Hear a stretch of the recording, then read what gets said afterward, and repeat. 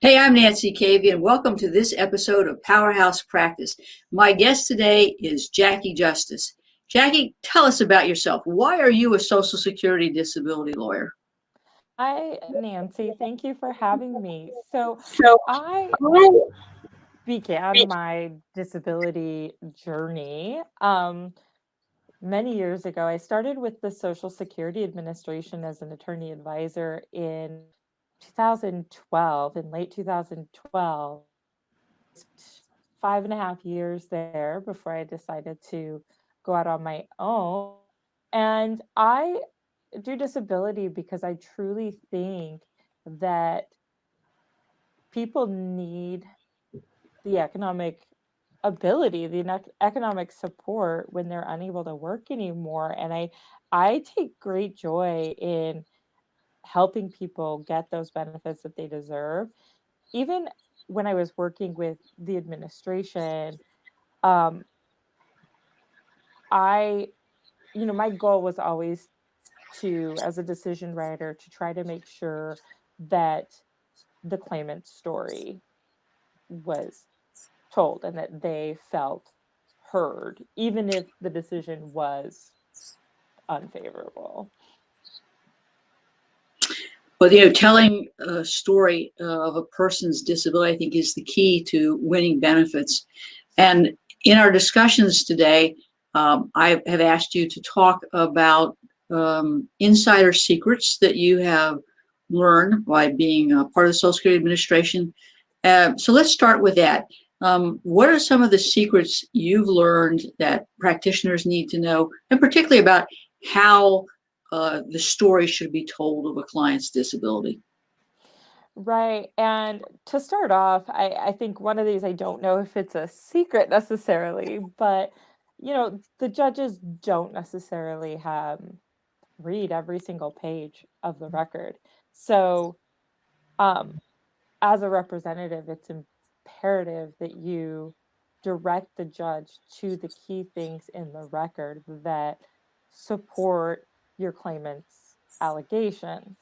Um, I don't know how much of a common knowledge it is, but both the ALJs and their decision writing staff operate under quotas, right? In a sense, right?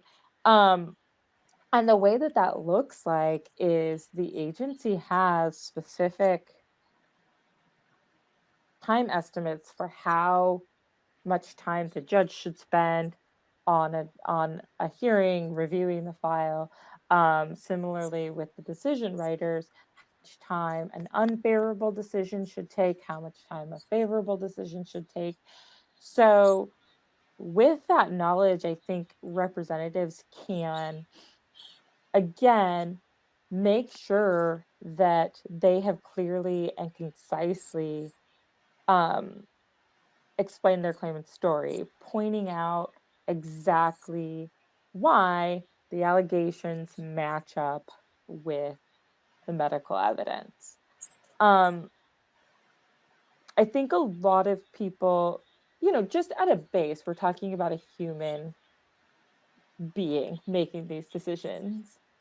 And I think that there has to be a lot of, I don't want to say grace because they're still required to do a job, but understanding, right? And I always tell my clients, I said I would like to pretend that this is a completely 100% objective process, but it's not. And sometimes your decision comes down to whether or not the judge had their cup of coffee for the day, right? It is like, I mean, you know, i- if you are foggy in the morning and you are looking at the file and things just aren't quite making sense, you're gonna have that perception, right? Um, so again, as the rep, that's your job to make your clients case. Um, So, Jackie, I'm so going to interrupt you oh, because when there are some judges who want a brief, there are some judges that don't want a brief. There are some judges that need briefs. So how important is the brief, you think, and as opposed to the opening that the judge asks you to give? Right, and I'm gonna give the typical lawyer answer. It depends. Yeah, I bet you knew that was coming. I knew that was coming, but come on, give me some more secrets. Come on. Yeah. So, again, kind of going back to understanding look, judges aren't reading every single page of the record. This isn't to say that they're not reviewing it, right? But some judges find the briefs to just be more work for them, right? And while a good summary can be helpful, at the end of the day, if the judge doesn't agree with your summary of the evidence, they don't agree with it. And so I think that just comes down to knowing your region, knowing your specific judge, and understanding the complexities of your case, right? Because there are some cases where it's fairly straightforward. You can make the claim easily, and you don't really need to walk the judge through it. But if it's more complex and there are a lot of nuances, a brief is going to be really helpful, right? If you've got 1,500, 2,000 pages of medical records because your client has a complex medical history, by all means, summarize it. At the end of the day, it's at least going to help you, right? Well, help you prepare and get your head Mhm. around the case. Mhm. So let me ask you another question. In my particular practice, what I do to get my clients ready for a hearing is I've shot a mock video or shot a mock Social Security disability hearing. I actually have shot a very lengthy video on the direct exam questions and how to answer questions correctly and truthfully, spending a lot of time on symptoms and functionality. And then, of course, we practice, and I play the judge, and they play themselves. And we work our way through that hearing preparation process. Based on your years of experience and writing decisions, and I'm sure listening to the hearings, what suggestions do you have for us to improve our client preparation so that they can really become the storyteller of their story about why they're entitled to their Social Security disability benefits? Right. I love that idea of walking through um, a hearing. My In my own practice and going back to, listening to hearings and observing hearings, um, sometimes in a more organic um, hearing is better. So there is such a thing as over preparing your client. And I'm thinking about this mostly in terms of clients that are experiencing mental health symptoms, right? Right. The hearing process is nerve-wracking to begin with. I mean, these individuals don't have much experience with the legal system necessarily. You might be talking about clients that have, um, you know, lower education or things like this. They're not as experienced. So doing a mock hearing can be really helpful. However, if a client just finds the hearing unbearable, um, and has a panic attack or starts crying in the middle of the hearing, I mean, that's part of their story, Correct. right? And so I do, run through questions. I give them examples. I give them general ideas of what the judge is looking for, what the purpose of the testimony is, and counsel them in that regard. Um, so they know what to expect, right? And however you want to format that, whether it's, setting up a mock interview as a video and allowing them to watch it, or holding a mock or hearing, excuse me, or holding a mock hearing with them, I think is great. I think that's a good idea. Um, but What are also, oh, go what ahead. what, Go ahead. what other prep suggestions do you have for getting a client ready? And of course, we've got the range of client, as you said, the one who may have psychological or psychiatric issues, the one who's really, really nervous, the one who just may not make a good witness. But are there some general tips that you could give us based on your experience? Right. So I, even when I do my intake, part of my intake is going over what the hearing looks like, right? So that Yes. they know, because it can be intimidating, whether it's in person or on the phone these days. Um, there are these people in the room and you have no idea what's going on, right? So making sure that they know everybody's role, um, and also letting them know that it's not necessarily a hostile thing, even though the judge might not come off as warm and fuzzy. Yeah, we all know who you're talking about. So just again, reinforcing and also listening to their concerns, right? Um, just again making sure that they feel heard. I think that that is number one, because whether the person ultimately is disabled or not, they're struggling and they want to be heard. They need to be heard, right? Yeah. So, one of the other questions that I wanted to ask you as an insider is, now that we're doing hearings by phone, I know I'm not seeing any difference in my win rate or loss ratio than I did while I had those hearings in person. Um, though credibility decisions are really important in Social Security cases, to what extent do you think that the phone hearings are allowing judges to address credibility issues, or is that something that you think they're really picking up based on discrepancies in the medical records, as opposed to their ability to see the claimant and draw conclusions about their credibility?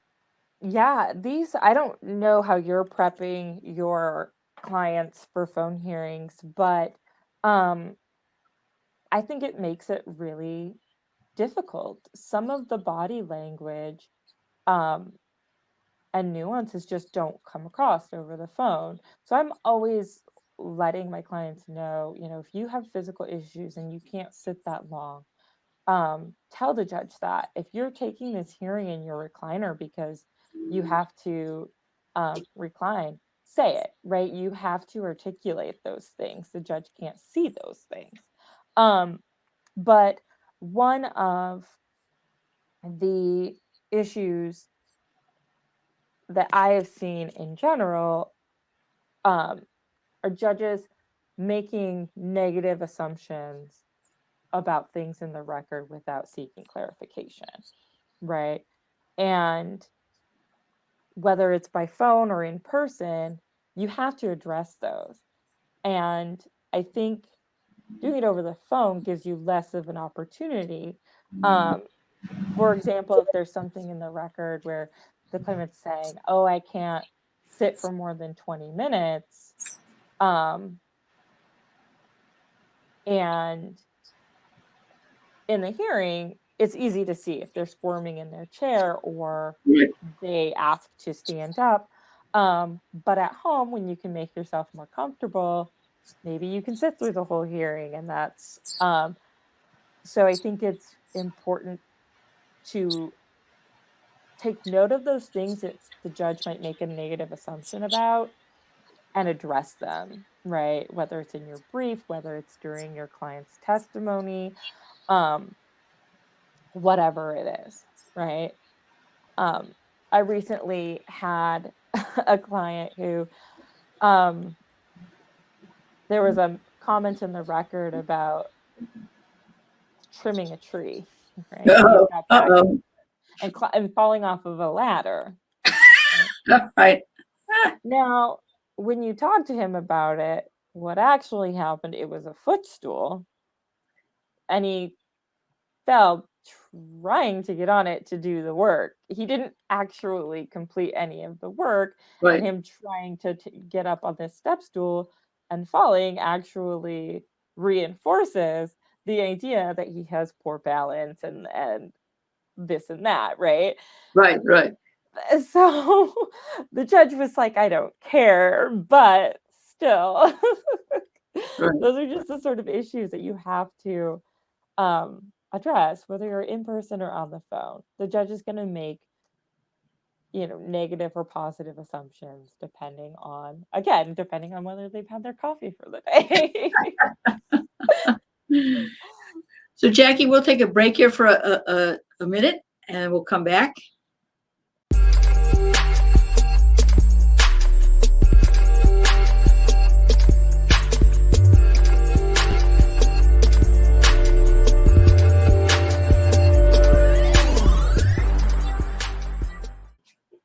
All right, welcome back. Jackie, what other tips do you have for us as an insider, either in terms of things we should do, mistakes we're making?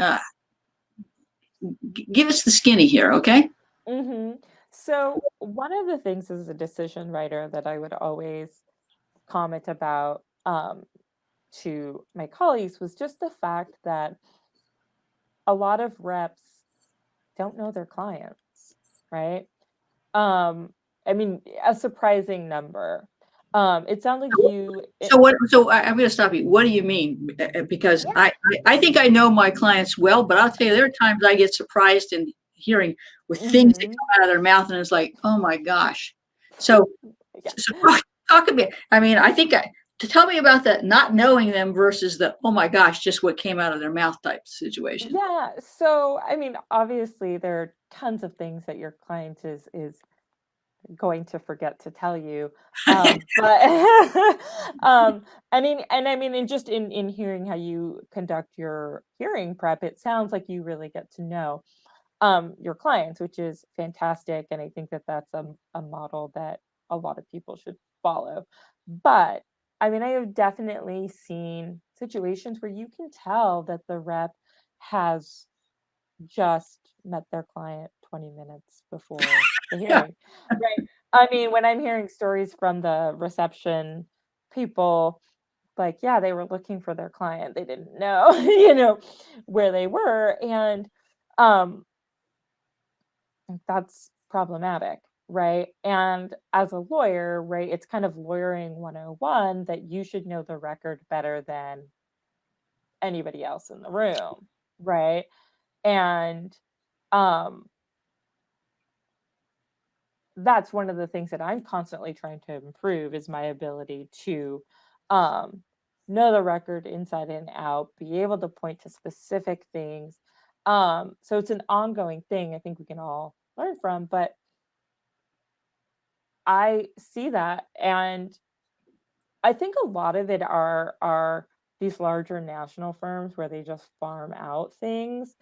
Um, but whether you're taking things from those sort of referral sources or not, like it's all well and good. We all have to make a living, but take the time, right? Pick up the phone early and often, talk to your client. Um, I like to do things. I try and contact my client as early as possible because I do take some referrals, right? And just say, hey, this is who I am. This is what the hearing's going to look like. Tell me your story, right? Before we even get into, and just let them talk, right? Before I even get into the nitty gritty, okay, so which provider have you seen? I think a lot of us can do it very clinically, where it's like, okay, give me a list of your providers. What medication are you taking? How far can you walk? Right. And we do that 2 minutes before the hearing, and that's not Oh, helpful. no. So, All right. So I'm going to put you on the spot here. mm, And I'm going to really pull back the curtain. So do those judges really talk to each other about us lawyers? And if so, what do they say? And I'm sure the staff does, but let us hear this from the inside, okay? I mean, we all talk, right? I mean, we. Yeah. Yeah, there's a song called that, right? We all No, no, and even if it's casual, I mean, I remember this story that went around the office that somebody had brought their emotional support chicken. I mean, just you have weird. I work in Washington State. Okay, people, we do things differently out here. weird, right? I got it. My in-laws are from there, so I got it. Okay. So You don't have to explain it there. But no, of course, right? And it's not,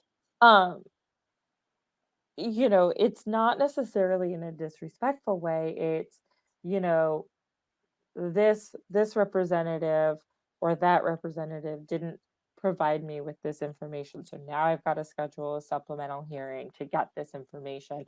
And that's really frustrating, right? Um, and again, this representative clearly didn't know what the record contained, right? Um, Otherwise they wouldn't have asked that boneheaded question.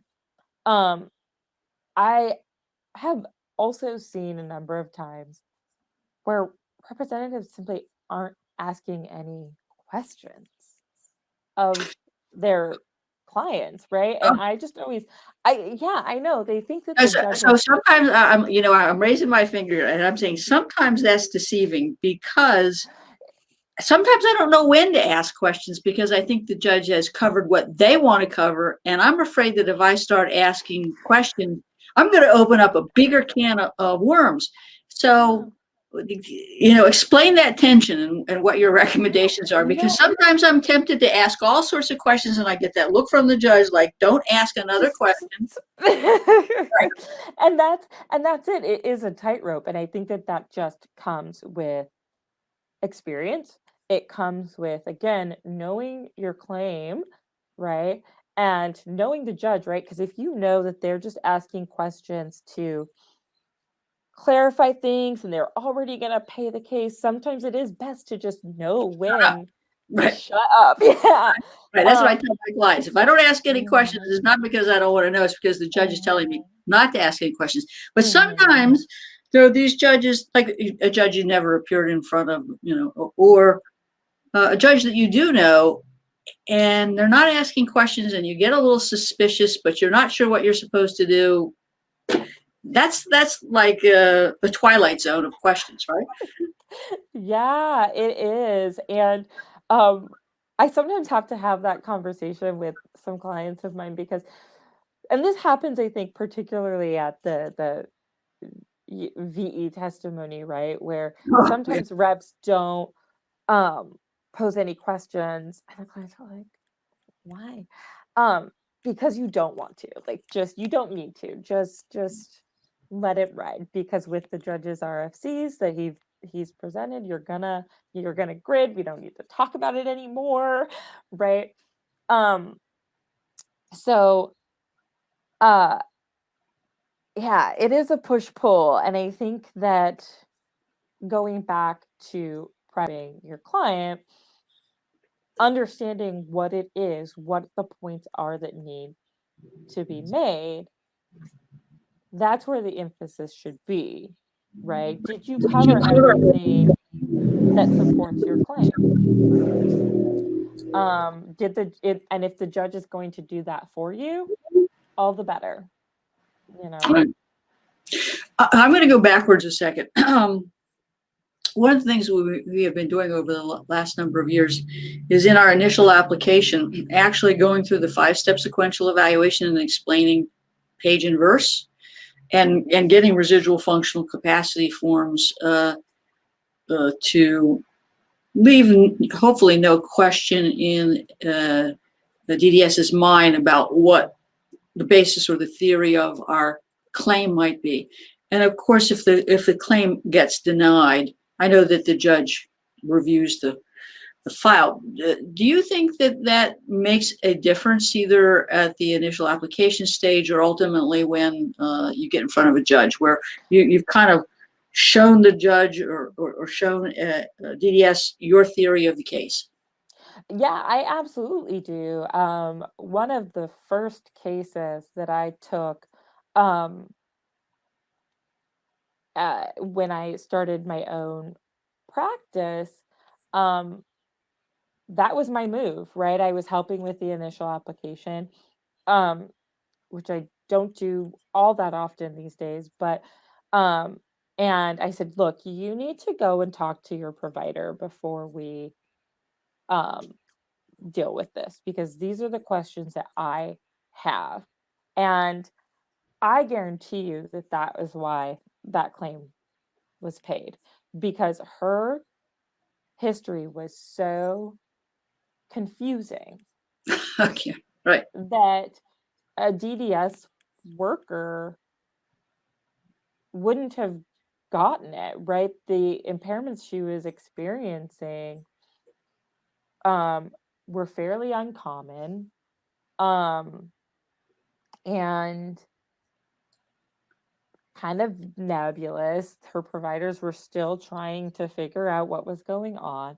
So I definitely think at the initial level, if you can lay that groundwork and then moving up to the hearing level, um, that can help you lay the timeline, right? And right. establish that disability going back to the AOD. So I definitely think if you're taking applications at the hearing level, um, or if you're taking initial applications, excuse me, um, I think that's imperative. If you can get a provider to write a statement, absolutely do it. Neat. Absolutely. So as we're coming out of COVID with the increasing number of vaccinations, tell me, what are your goals for the rest of the year? What do you want to try to achieve in your practice? Yeah, I actually am really focused on just growing my practice in general. Um, and so my goal um is to kind of double the number of because I don't have my I split my practice. I also do child welfare work. But to double the disability clients Mhm. that I have. I feel like I have that capacity. But as a from a professional standpoint, I also want to learn how to more effectively um, question VEs, Oh right? yeah. I think that there's a lot of lack of understanding about what they do and what they actually know and how they're basing their opinions, that I've really kind of committed myself to doing more of a deep dive on that. Cool. Yeah. So how you, what are your plans for trying to double your practice this year? Mm. So I have definitely been building my network, right? Um, Joining Facebook groups with other disability um, practitioners, joining organizations such as NOSCR, and enrolling in their referral program, um, and doing that sort of thing. I will also start this year um, to reach out to more local organizations that I can kind of volunteer with, and kind of meet people that maybe need help applying for disability benefits, um, working with um, organizations that serve um, disabled populations, homeless populations, things like that. So, Well, I think we all feel that the world of VEs is a challenge for all of us, regardless, I think, of the years of our experience. So what's your specific game plan for trying to up your game in dealing with vocational evaluation testimony? So I am learning how to use resources such as ONET to kind of understand these jobs that these VEs are testifying about. For example, last week I had a VE testify to a few jobs, and I asked him about a sit-stand option. Like, what did that actually look like? Yeah. You know, for these particular jobs, right? What sort of workstation? How does that look like? And I finally got him to contend, like, yeah, actually, these jobs wouldn't really apply if you had a sit stand option. Like if you needed to sit stand, that just wouldn't really work, right? So based on your inside scoop as a decision writer, what have you seen the mistakes that were made by attorneys in cross-examining a VE, as opposed to not examining them, but cross-examining them?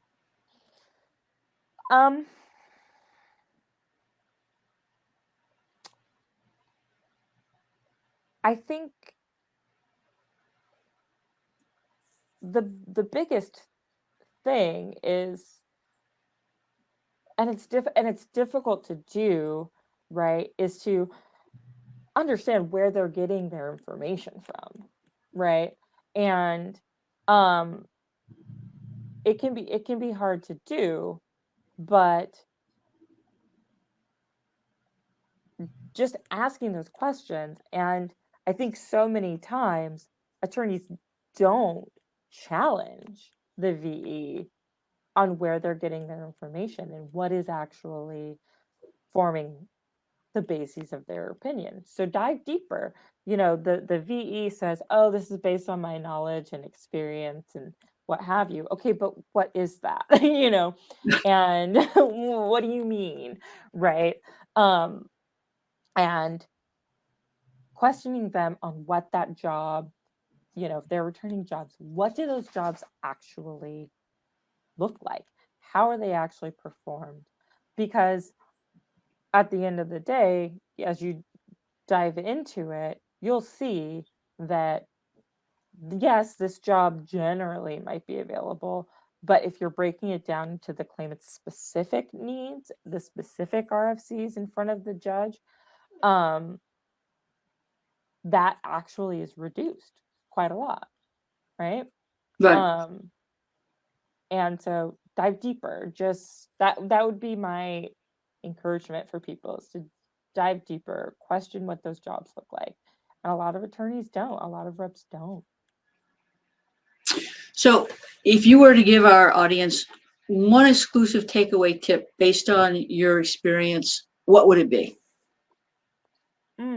Aside from know your case, know your judge. Do what you can to find out about your judge. Even simple things like, do they want that brief, right? Things like, do they prefer to question the claimant first, or do they want you to direct the testimony? Because all of those things can impact the experience your client has, how you question them. And there are resources. I'm trying to think. I think disabilityjudges.com will show you pay rates for these judges. Even that can be really helpful, and what their agree rate is. Right. You can find all of those things and kind of spot what kind of challenges you're going to have with that judge. So yeah, know your judge, right? Because then you can tailor your prep, you can tailor your arguments for that judge. Lots of ways to do that. Grow your network, so you can learn from other practitioners in your area that have experience with these judges. Well, I'm going to expand on your tip, because one of the things that my office does is on the hearing notice, they actually write the approval rate for the particular judge if I don't know that particular judge. And of course, you can always check out the comments that people have written about the particular judge, and that'll certainly give you a clue as to how those hearings go and their proclivity. So you're right, there are resources out there. Some are certainly statistically valid, others are not, but they do provide us with insightful information about the particular judge. Yeah, take advantage of that. And as far as talking to colleagues, I mean, it can be difficult because, I have hearings, especially because everything is going virtual or phone right now. I have hearings scheduled out of the Cleveland office. I'm like, I don't. I've worked with half the judges here in this area, but I don't know. I don't know the Cleveland judges, right? So, but we've got resources that we can find that information out. Exactly. Great. Well, thank you for your time this afternoon, and it's been our pleasure to have Jackie Justice talk with us about the insider view from the judge's office and decision writing process. So thanks again. Thank you for having me, Nancy. My pleasure.